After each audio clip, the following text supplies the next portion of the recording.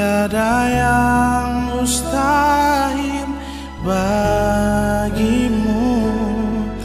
kuasamu kuatkanku, dasarku. Kita satukan hati kita berdoa. Segala puji dan syukur kami ucapkan kepadamu Tuhan, di mana Tuhan telah memberikan kepada kami kesehatan, kekuatan, dan napas kehidupan.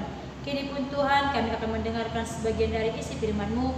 Kiranya Tuhan yang akan memberkati hati dan pikiran kami. Dan kini pun Tuhan, hamba-Mu akan menyampaikan firman-Mu. Kiranya Tuhan yang memberkati hamba-Mu, mulai dari ujung rambut sampai ujung kaki kami serahkan ke dalam tangan Tuhan. Kami puji, kami muliakan nama Tuhan, kini, esok, dan sepanjang segala masa. Amin. Shalom. Firman Tuhan pada hari ini terambil dari Amsal 19 ayat 20 sampai ayat 29. Sekali lagi, di dalam Amsal 19 ayat 20 sampai ayat 29. Begini firman Tuhan. Dengarkanlah nasihat dan terimalah didikan, supaya engkau menjadi bijak di masa depan. Banyaklah rancangan di hati manusia, tetapi keputusan Tuhanlah yang terlaksana. Sifat yang diinginkan pada seorang ialah kesetiaannya. Lebih baik orang miskin daripada seorang pembohong. Takut akan Allah mendatangkan hidup, maka orang bermalam dengan puas tanpa ditimpa malapetaka. Si pemalas mencelup tangannya ke dalam pinggan, tetapi tidak juga mengembalikannya ke mulut. Jika kalau si pencemooh kau pukul, barulah orang yang tak berpengalaman menjadi bijak. Jika kalau orang yang berpengertian ditegur, ia menjadi insaf. Anak yang menganiaya ayahnya atau mengusir ibunya, memburukkan dan memalukan diri. Hai anakku, jangan lagi mendengarkan didikan, kalau engkau menyimpang juga dari perkataan-perkataan yang memberi pengetahuan. Saksi yang tidak berguna mencemoohkan hukum, dan mulut orang fasik menelan dusta, dan pukulan bagi punggung orang bebal. Amin. Dari Amsal 19 ayat 20 sampai ayat 29, di sini saya mengambil tema, yaitu dengan tema mendengar dan melakukan nasihat. Bapak, Ibu, saudara-saudari sekalian, kita perhatikan konteks ini dengan baik. Hal yang disampaikan kepada kita adalah kita melihat sering sekali rancangan-rancangan atau rencana-rencana kita tidak sesuai dengan kenyataan. Ini disebabkan oleh rencana Tuhanlah yang terjadi dalam kehidupan kita. Sering kita merasa bahwa rancangan kita lebih baik daripada rancangan Tuhan, tetapi di situ kita salah. Karena rancangan Tuhanlah yang rancangan yang paling tepat, yang paling istimewa, dan yang paling baik. Kenapa saya memilih nas ini untuk disampaikan kepada kita? Di mana Raja Salomo yang dikenal sebagai orang yang bijaksana di dalam memimpin, ini dapat menjadi contoh bagi kita. Saudara-saudari yang terkasih dalam nama Tuhan Yesus Kristus, ada beberapa bagian penting yang harus kita ketahui di dalam kitab ini. Yaitu yang pertama, kitab ini mengajarkan atau berisi banyak nasihat-nasihat kepada kita, terkhusus di dalam perikop ini. Ada beberapa nasihat yang disampaikan untuk kaum pemuda supaya mendapat masa depan yang cerah kelak di kemudian hari. Bapak, Ibu yang terkasih di dalam nama Tuhan Yesus Kristus, masa depan yang cerah adalah masa depan yang dimimpikan semua orang. Karena masa depan itu merupakan cita-cita semua orang yang kelak menjadi kehidupan mereka di masa yang akan mendatang. Masa depan setiap orang itu berbeda-beda. Contohnya cita-cita. Cita-cita orang itu berbeda-beda. Ada yang mau jadi guru, pendeta, polisi, dan dokter. Masa depan itu dirancang sejak dini. sebagai persiapan dalam keseriusan menjalani hidup di masa yang akan mendatang. Masa depan yang cerah akan diterima setiap orang yang percaya kepada Tuhan, setiap orang yang mengandalkan kepada Tuhan, dan setiap orang yang benar-benar mengasihi Tuhan dengan cara memuji, memuliakan, dan selalu mengingat Tuhan. Maka dari itu kita harus menerima didikan dan nasihat sebagai pedoman hidup kelak di masa yang mendatang. Maka dari itu, mengapa kita harus menerima nasihat? Dan mengapa kita harus melakukan nasihat? Bapak, Ibu, saudara-saudara sekalian, ada 3 poin penting yang dapat kita pelajari di dalam perikop ini. Yang pertama, menjadi bijaksana di masa depan. Bapak, Ibu, saudara-saudari yang terkasih di dalam nama Tuhan Yesus Kristus, hidup bijaksana merupakan keinginan setiap orang untuk menjamin kehidupannya di masa yang akan mendatang. Kebijaksanaan itu merupakan identik dengan yang namanya cerdas, pintar. Tetapi kebijaksanaan itu keinginan semua orang, karena semua orang belum tentu bijaksana, karena bijaksana itu sangat jarang ditemukan di setiap orang. Orang yang bijaksana sudah tentu pintar, sudah tentu cerdas, tetapi orang yang cerdas belum tentu bijaksana. Kita dapat melihat Raja Salomo. Di saat Raja Salomo mengambil keputusan pada waktu 2 orang wanita memperebutkan seorang bayi laki-laki.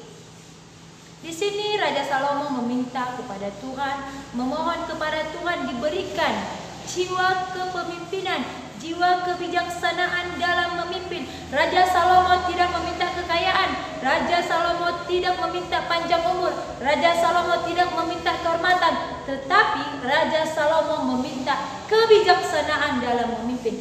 Karena kebijaksanaan itu berawal dari Tuhan.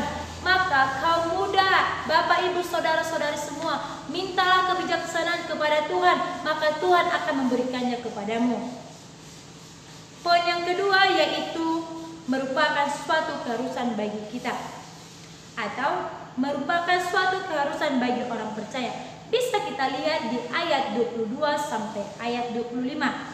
Bapak, Ibu, saudara-saudari sekalian yang terkasih di dalam nama Tuhan Yesus Kristus, hidup dengan mendengar dan melakukan nasihat merupakan suatu keharusan bagi kita orang percaya. Mengapa? Karena jika kita mendengarkan dan melakukan nasihat, maka kita dekat kepada Tuhan. Hal yang dituntut dari kita adalah kesetiaan dalam bertuhan. Jika kita setia dalam bertuhan, maka kita akan takut pada Tuhan. Takut akan Tuhan yang akan mendatangkan kehidupan bagi kita. Kesetiaan tidaklah mudah dilakukan. Kesetiaan itu butuh komitmen. Kesetiaan itu butuh prinsip hidup yang harus kita lakukan, sehingga itu dapat mendorong kita semakin setia mengikut Sang Pencipta.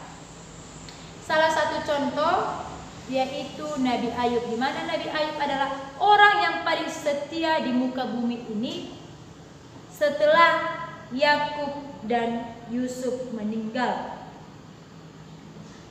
Dengan kesetiaan Ayub kepada Tuhan, sehingga iblis mencobai Ayub dengan berbagai banyak masalah, di mana harta Ayub diambil, anak Ayub diambil, penyakit yang menimpa Ayub sangatlah penyakit-penyakit yang jahat. Sampai-sampai istri Ayub berkata kepadanya, "Sumpahilah Allahmu, kutuklah Allahmu, lalu matilah." Tetapi Ayub tidak mendengarkannya. Tetapi Ayub tidak menghiraukan perkataan istrinya.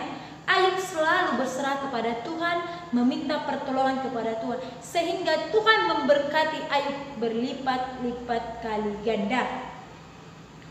Di dalam nats ini kita dituntut selalu hidup bersama dengan Tuhan, serta melakukan kebaikan untuk masa depan yang cerah.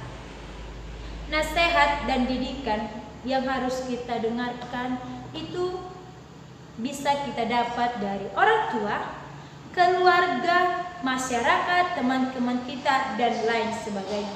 Terkhusus kepada orang tua. Hai kaum muda, jangan pernah menghiraukan nasihat dari orang tua. Karena apa? Nasihat orang tua adalah nasihat yang paling penting. Karena di dalam Alkitab dikatakan, di dalam kitab Keluaran, hormatilah orang tuamu agar hidup kita jauh dari kata penghukuman. Ini bisa sebagai contoh dalam kehidupan kita. Kita lihat maling kundang yang tidak pernah menghormati orang tuanya, yang tidak mengakui orang tuanya karena dia sudah kaya.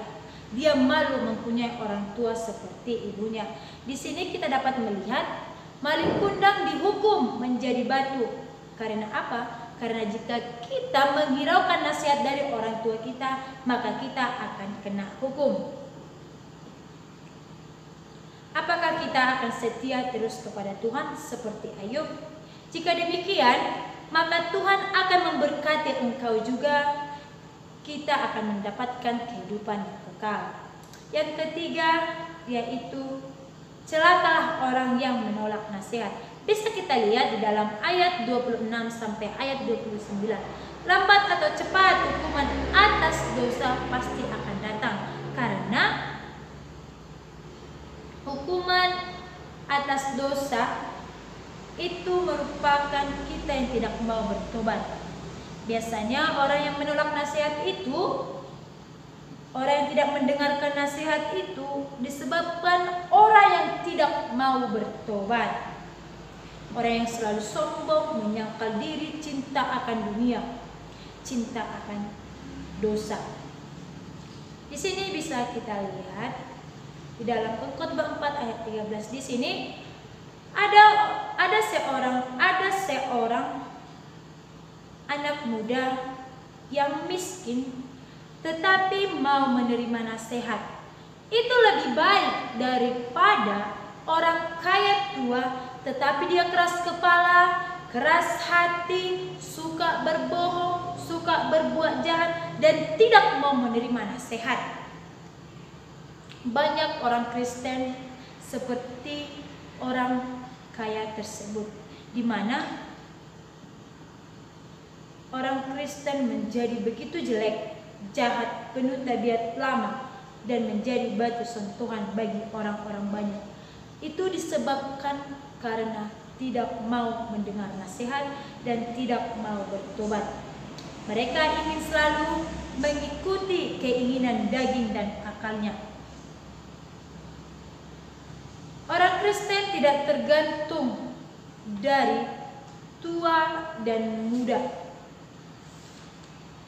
Itu dikarenakan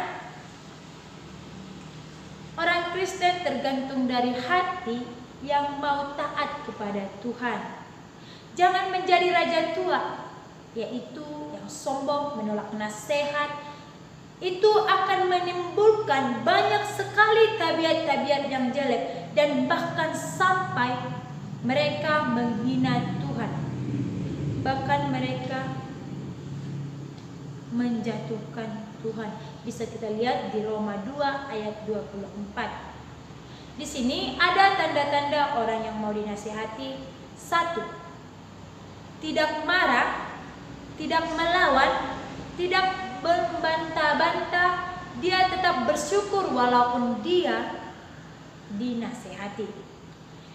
Yang kedua, mau mengakui dosa atau kesalahannya. Yang ketiga, dia suka mengkoreksi diri atau introspeksi dirinya. Yang keempat, mau menyangkal diri dari segala kejahatan. Yang kelima, langsung berubah, yaitu dia sadar bahwa yang dia lakukan itu adalah salah dan dia bertanggung jawab atas kesalahan itu dengan cara membereskannya. Orang seperti ini adalah orang bijak dibandingkan orang yang tidak mau dinasihati. Baiklah Bapak Ibu Saudara-saudara sekalian, kesimpulan dari khotbah kita ini yaitu 1. Kekudusan rencana Tuhan. Yang kedua, setia hidup bersama dengan Tuhan. Yang ketiga, orang yang menolak nasihat itu akan celaka. Ingat, orang yang menolak nasihat itu akan celaka. Oleh sebab itu, lakukanlah segala sesuatu dengan kehendak Allah, dan dengarkan dan lakukanlah sesuai dengan perintah Allah, karena apa yang kita tabur itu akan kita tuai. Maka lakukanlah kebaikan, sehingga kamu akan menuai kebaikan. Jangan pernah melakukan kesalahan. Karena apa? Karena kesalahan akan dituai dengan kesalahan.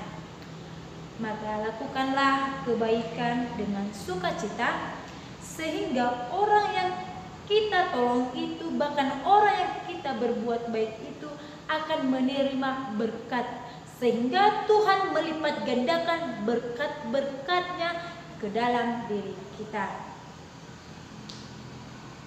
Dengan demikian, nama Tuhan akan dipuji, nama Tuhan akan disembah, nama Tuhan akan dipermuliakan dimanapun kita berada.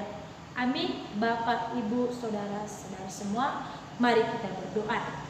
Terima kasih Tuhan Yesus buat kesehatan, napas kehidupan yang masih Tuhan berikan kepada kami hingga pada saat ini. Kini pun Tuhan, kami sudah mendengarkan sebagian dari isi firman-Mu. Buatlah firman-Mu ini menjadi pedoman dan tongkat kehidupan kami Bapa, sehingga kami dapat melaksanakan firman-firman-Mu sesuai dengan kehendak-Mu. Sepanjang aktivitas kami satu hari ini Tuhan, kami serahkan ke dalam tangan Tuhan. Biarlah Tuhan memberkati kami. Terima kasih Bapa yang baik, terima kasih Yesus. Amin. Shalom. Selamat siang buat kita semuanya.